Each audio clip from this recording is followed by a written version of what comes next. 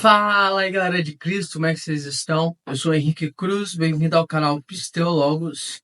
E hoje a gente vai ter algo muito especial. A gente vai começar a estudar os evangelhos e hoje a gente vai partindo do evangelho de Mateus. Então, esse período aqui vai ser para a gente compartilhar junto aí um estudo simples, uma aplicação, uma exposição de algumas partes do evangelho de Mateus. Eu acredito que a gente vai fazer isso com todos os outros evangelhos e até mais com as demais cartas. Então, acredito que vai ser uma boa série para vocês acompanharem.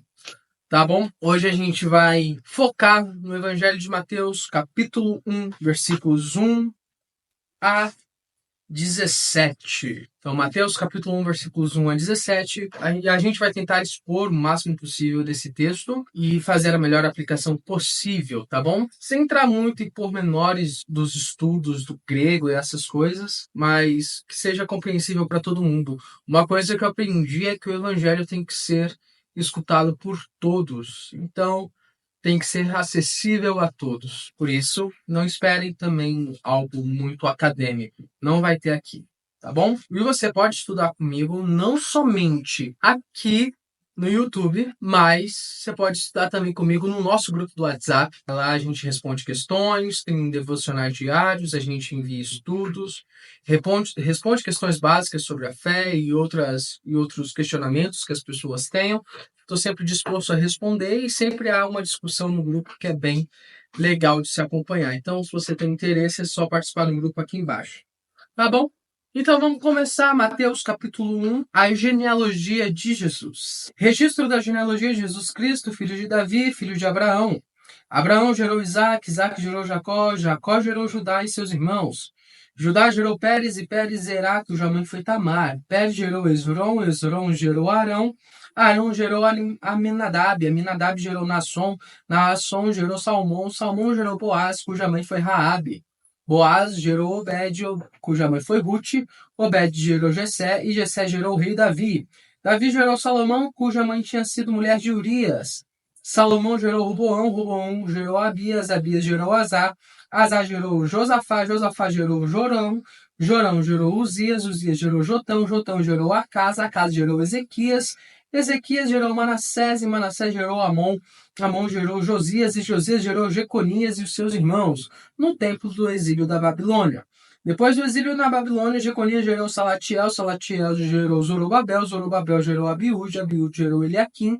Eliaquim gerou Azor, Azor gerou Sadoc, Sadoc gerou Aquim, Aquim gerou Eliúde, Eliúde gerou Eleazar, Eleazar gerou Matã, Matã gerou Jacó, e Jacó gerou José, marido de Maria, do qual nasceu Jesus, que é chamado o Cristo. Assim, ao todo, houve 14 gerações de Abraão a Davi, 14 de Davi até o exílio na Babilônia, e 14 do exílio até o Cristo. Quando a gente fala de genealogias, a gente costuma ter uma preguiça de ler, não é mesmo? Muitas das vezes a gente costuma ler as genealogias e pensamos o que elas podem nos ensinar. Por que essas genealogias são importantes? No entanto, a genealogia de Jesus em Mateus nos ensina uma lição muito profunda, principalmente sobre a graça de Deus, o plano soberano de Deus e seu amor redentor. E hoje a gente vai ver 3 verdades preciosas que essa genealogia pode trazer para a gente. Para começar, que a gente tem que entender o porquê de Mateus ter escrito o livro. Eu não vou entrar em se foi Mateus ou não, né? Porque a autoria dos evangelhos nunca é relatada. Então, o autor nunca fala, eu, Mateus, escrevo o evangelho, tal. Mas a tradição de 140, 139 depois de Cristo dá a autoria do evangelho a Mateus. E qual é o sentido de Mateus ter escrito esse evangelho? Mateus tinha um ponto para provar aos judeus. Então, Mateus escreve todo o seu evangelho especialmente para os judeus. E qual era o ponto que Mateus queria provar no seu evangelho? De que Jesus era o Messias, que Jesus era o Cristo descendente de Abraão, o Cristo, aquele que seria a promessa de Abraão e aquele que era descendente legítimo do rei Davi. Então, todos deveriam crer nele como rei, Messias, descendente de Abraão. Por isso que ele começa o registro de Jesus a partir de Abraão. Então, ele vai começar dizendo o registro da genealogia de Jesus Cristo, filho de Davi, filho de Abraão. Então, quando a gente tem essa ideia de que Mateus começa a mostrar, e você vai perceber isso muito no Evangelho de Mateus, que é ele pegar uma promessa do Antigo Testamento e relacionar ao Cristo. Então, Mateus o tempo inteiro está provando através do seu Evangelho de que o Messias é o cumprimento das promessas de Deus. E aqui eu quero trazer o primeiro ponto do que essa genealogia pode nos ensinar. As promessas de Deus se cumprem. Uma das grandes promessas que Deus fez foi a Abraão. Deus prometeu lá em Gênesis 12:3 que da descendência de Abraão seriam benditas todas as famílias da terra.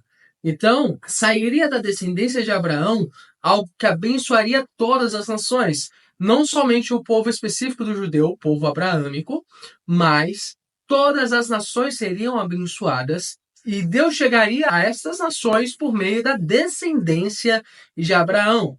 E aqui deixa bem claro por que Mateus coloca Abraão como descendência de Jesus, como Jesus sendo descendente de Abraão.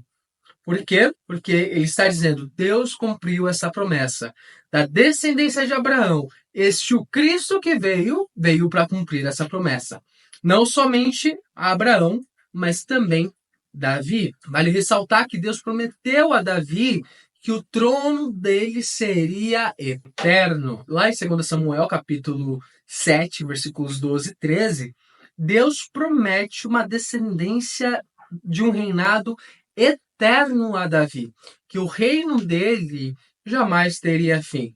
E aqui Mateus começa dizendo que ele é filho de Davi, filho de Abraão, que esse Cristo descende desses dois, provando que pelo Cristo seria bendita todas as famílias da terra e que pelo Cristo o reino de Davi jamais teria fim. Porque agora Cristo Jesus, depois de tudo que aconteceu, que é o que Mateus vai revelar no seu evangelho, ele agora é o rei eterno e imortal e descendente de Abraão. E todas as famílias são benditas por conta de Cristo Jesus. Crendo em Cristo Jesus, nós passamos de simplesmente ser gentios para sermos filhos de Deus. Então, por meio de Jesus, todas as nações da terra são alcançadas. Em Jesus, Deus cumpre suas promessas. A genealogia prova que Deus é fiel à sua palavra e que Deus cumpre suas promessas. Então, assim como Deus cumpriu suas promessas no passado, ele continua fiel hoje. Podemos confiar na promessa de Deus, podemos confiar que ela vai se cumprir. E é por isso que nós temos certezas da vinda de Cristo Jesus, é por isso que nós temos certezas de nossa salvação, e é por isso que nós temos certezas de que tudo isso um dia vai ser de paz e tranquilidade, de felicidade e riso, porque Deus cumpre suas promessas. E Deus cumpre todas elas. E é por isso que um dia tudo isso daqui vai passar. E é por isso que, da mesma forma que Jesus subiu aos céus, ele voltará. Por quê? Porque Deus cumpre suas promessas. Às vezes a gente acha que está demorando um pouco demais. Às vezes a gente acha que Deus nos abandonou de alguma maneira. Mas Deus ainda cumpre suas promessas. E por mais que as coisas não estejam boas e por mais que coisas aconteçam, ainda assim há a promessa de Deus na nossa vida de que somos salvos pelo sangue de Cristo Jesus. E que por mais que neste mundo tenha dores e sofrimento, a gente ainda tem salvação. E a salvação é a promessa de Deus que vale acima de qualquer outra coisa. Porque somos seres humanos caídos em pecados, inimigos de Deus, mas reconciliados em Cristo Jesus, porque Deus cumpre suas promessas. O segundo ponto que eu quero trazer aqui é que a graça de Deus é para todos. Então, Mateus começa a revelar esse evangelho e ele começa a mostrar que a graça de Deus é para todos. Se a gente analisar toda essa genealogia, a gente vai ter algumas peculiaridades. Primeiro, a genealogia de Jesus inclui pessoas improváveis. E o primeiro grupo de pessoas improváveis que se inclui na genealogia de Jesus são as mulheres. A gente tem menção a Tamar, a Raabe, a Ruth, a Batseba, e mulheres, normalmente nas genealogias judaicas, não são contadas, porque o que vale é a descendência do homem. Então, se a gente chegar lá em Gênesis primeiro, você não vê descendência feminina. Ali, pelo menos nos primeiros capítulos de Gênesis, a gente não vê descendência feminina, mas sim uma descendência relacionada aos patriarcas da família. Mas aqui Mateus não esconde as mulheres. Por quê? Porque o evangelho é para todos. E aqui Mateus está dizendo que Jesus chegou para todas as pessoas, incluindo aquelas que não eram notadas, as mulheres. Outro grupo de pessoas é os pecadores e gentios. A genealogia de Jesus é toda de pecadores e também existem gentios. Quando Mateus está escrevendo a genealogia de Jesus, ele não esconde que Jesus também veio para os gentios e que sua graça é para aqueles que não necessariamente eram judeus também. Porque Davi veio dessa descendência. Davi era bisneto de Ruth, que era uma moabita, uma gentia. Era neto de Ruth, que era uma moabita. Ela era uma gentia, ela não fazia parte do que era chamado povo de Deus, que era o povo de Israel. Então, Mateus deixa claro, se o próprio rei Davi veio dessa descendência, porque Jesus não poderia vir de uma descendência gentílica? Porque Jesus não poderia vir também para os gentios, não só para os judeus? E aqui a gente começa a entender um pouco mais do que é o pensamento de Mateus. Ele entende que aquilo dali, por mais que ele esteja escrevendo para os judeus, alcança também os gentios. E mostrava para os judeus que os gentios também faziam parte do plano de Deus. Mas mais profundo do que isso é que a descendência de Jesus era uma descendência de pecadores. Eram reis falhos como Roboão, Manassés, que foram idólatras e perversos. Rei Davi, que foi um adúltero, que adulterou com Batseba. Então, a gente tem também Judá, que deitou com a sua nora quando ela se vestia como uma prostituta. A gente tem Salmão, que foi o marido de Raabe, que também era uma prostituta. Então, a descendência de Jesus não é limpa. A descendência de Jesus não é tranquila. Jesus veio perfeito, mas sua descendência não. Sua descendência é cheia de pecados. Isso mostra que a graça de Deus alcança todos. E que a graça de Deus é para todos, sem exceção. A graça de Deus é para todos. A presença dessas pessoas mostra que Deus usa os imperfeitos para cumprir os seus planos também. Nenhum pecado é maior que a graça de Deus. Deus pode restaurar qualquer pessoa.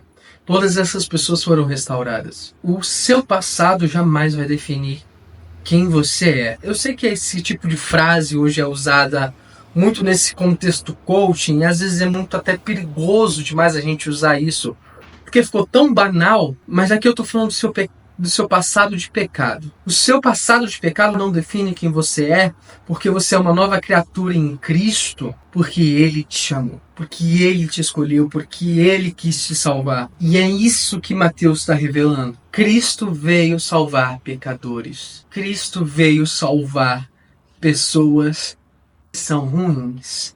Deus cumpre os seus planos, mesmo que pessoas sejam imperfeitas. Porque o ser humano é imperfeito, mas Deus usa de seres humanos imperfeitos para cumprir o seu plano perfeito. Deus usa de seres humanos imperfeitos, pecadores, para gerar o Cristo, o perfeito homem capaz de salvar a humanidade. E o último ponto, eu quero trazer lá o versículo 16 e 17. E Jacó gerou José, marido de Maria, da qual nasceu Jesus, que é chamado Cristo. E assim ao todo houve 14 gerações de Abraão a Davi, 14 de Davi até o exílio na Babilônia e 14 até o Cristo. E eu quero enfatizar Cristo, porque a genealogia toda culmina em Jesus Cristo. E a palavra Cristo aqui é Messias, ou ungido. Então Mateus termina dizendo que tudo isso culmina em Cristo,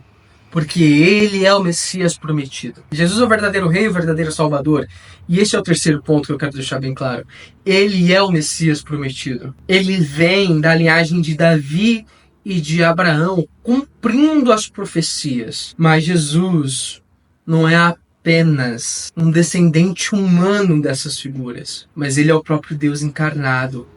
Ele é o Cristo. Ele é o Messias, o Deus que se fez carne. Mateus usa a genealogia para mostrar que Jesus veio para reinar e salvar os pecadores. E nele está a nossa esperança. Em Cristo Jesus está a nossa esperança, porque ele é o único capaz de perdoar os nossos pecados e de redimir os nossos pecados. Então, quando Mateus termina toda a genealogia dele culminando em Cristo, ele está dizendo: este Cristo é o Messias prometido, aquele que salvaria Israel dos seus pecados, aquele que redimiria Israel dos seus pecados. E é ele que nos conduz ao reino de Deus, porque ele é o rei desse reino, porque ele é o rei prometido a Davi que jamais teria fim. E a única coisa eterna que a gente pode imaginar é Deus. Com isso, Mateus está dizendo: Jesus Cristo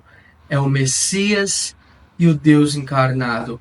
Aquele sobre quem foi profetizado e que seria capaz de perdoar os nossos pecados, nos dar a vida eterna e nos convidar ao reino de Deus, pois é o seu reino, pois ele é o verdadeiro descendente de Davi. E aqui a gente já começa um pensamento do que Mateus tem, que é um pouco mais além, que a gente vai ver nas próximas mensagens, que é que esse Messias, esse Cristo, não veio para um reino deste mundo, não veio para livrar o povo judeu de Roma naquela época. Pelo contrário, ele veio para livrar o mundo inteiro, até a era presente, onde encontramos eu e você, para entrarmos no reino de Deus.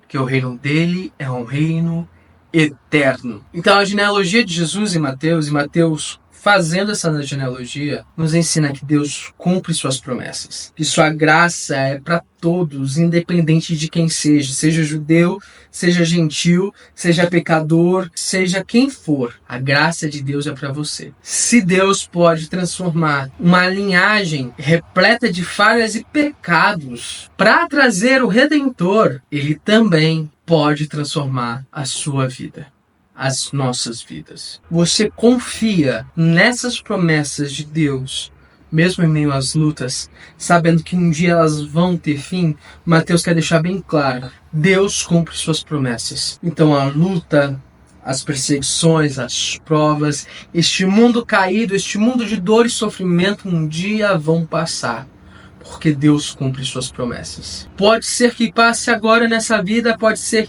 que só passe na vida que está por vir, mas Deus ainda cumpre suas promessas. Outra coisa é você crer que Deus é suficiente para sua vida, você crer que esse Cristo é suficiente para você, que esse Deus foi capaz de usar pessoas completamente falhas e pecadoras, e isso foi o suficiente para trazer Cristo Jesus, porque ele é suficiente. A gente não precisa de mais nada, porque ele é suficiente. Tudo que a gente tem é pela graça e porque ele é bondoso. Porque o que a gente tinha era somente o inferno e o pecado, porque éramos inimigos de Deus. Mas agora Cristo é suficiente.